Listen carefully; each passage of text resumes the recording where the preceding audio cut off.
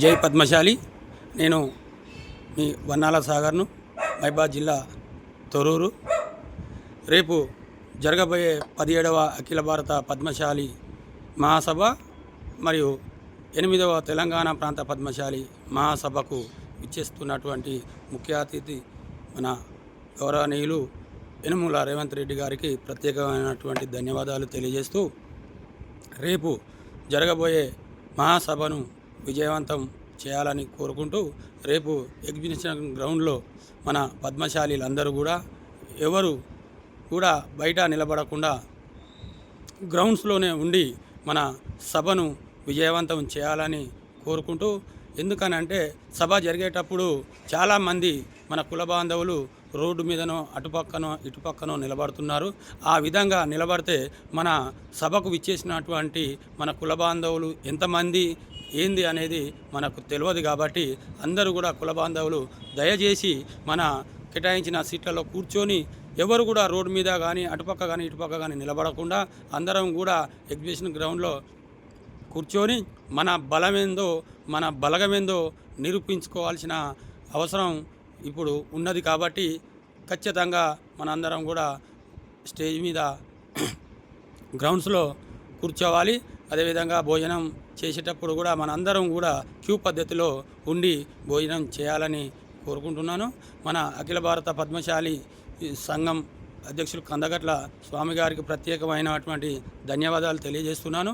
అదేవిధంగా మన రాష్ట్ర అధ్యక్షులు కమర్త మురళన్నకు మరియు రామచంద్ర అన్నకు మరియు చిక్క వెంకటేశ్వర్ల అన్నకు, వీరు ముగ్గురు కూడా మంచి సంఘానికి సేవ చేసేటటువంటి దృక్పథం కలిగినటువంటి నాయకులు. కాబట్టి వారి ముగ్గురికి కూడా నేను ప్రత్యేకమైనటువంటి ధన్యవాదాలు తెలియజేసుకుంటున్నాను.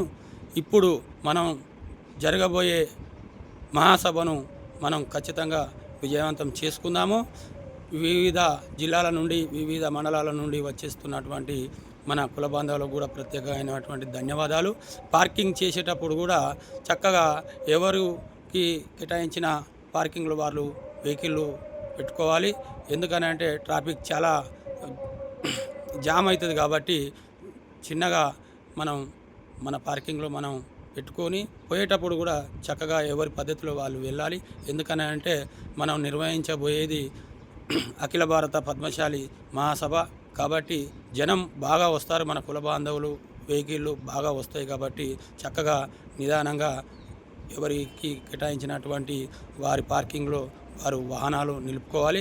అదేవిధంగా రేపు మహాసభను విజయవంతం చేసి మన బలమేందో మన బలగమేందో నిరూపించుకోవాల్సిన అవసరం ఉన్నది.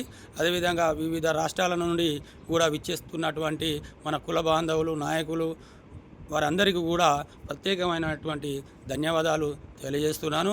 అందరం కూడా కలిసికట్టుగా ఈసారి మన బలం మన బలగం నిరూపించుకోవాలి. కాబట్టి ఖచ్చితంగా అందరం కూడా ఏకతాటి మీద ఉండి ఆ గ్రౌండ్స్లోనే అందరం కూర్చుంటే మన బలం మన బలగం అనేది అవపడుతుంది. కాబట్టి ఖచ్చితంగా అందరూ కూడా వచ్చిన వారు ప్రత్యేకంగా మన గ్రౌండ్స్లోనే ఉండాలి, రోడ్ల మీద అటు ఇటు ఉండకూడదని మనస్ఫూర్తిగా కోరుకుంటూ, జై పద్మశాలి, జై మార్కండేయ.